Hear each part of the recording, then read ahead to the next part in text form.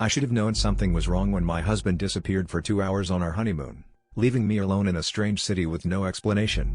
When he finally stumbled back into our hotel room, he looked pale and sweaty, mumbling about a work emergency, but his phone kept lighting up with calls from someone saved as L. I tried to ignore the knot in my stomach. We'd just gotten married, for God's sake. This was supposed to be the happiest week of my life. 2 nights later, I woke up to the sound of his voice in the bathroom, whispering into the phone.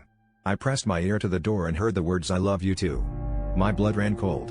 When I confronted him, he broke down and confessed he was still married to his high school sweetheart, and not only that, she was 5 months pregnant. He swore it had all been a mistake, that he'd meant to file the divorce papers but couldn't hurt her. Apparently, he'd been living a double life for months, flying between cities, juggling 2 women and a baby on the way. I felt like a fool. Everything about our relationship flashed through my mind: the rushed engagement, the secretive phone calls, the half-truths about his past. I wanted to scream, to hit him, to make him hurt the way I was hurting. Instead, I packed my suitcase and left him standing in the doorway, sobbing and begging me to stay, promising he would fix everything. I caught the next flight home and spent 3 days in bed, alternating between rage and heartbreak, replaying every moment for missed signs.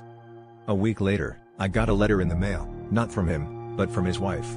She'd found my wedding photos online and wanted to know how long it had been going on. She wasn't angry, she was exhausted, just like me. We talked for hours and realized we both felt trapped by the same man, manipulated into loving someone who thrived on secrets. The real twist? I didn't want him back, but I couldn't stop thinking about her, the way she laughed through her pain, the way she understood me without judgment. Maybe the real scandal isn't that he betrayed us, but that in his mess of lies, I found the first person who ever saw me completely.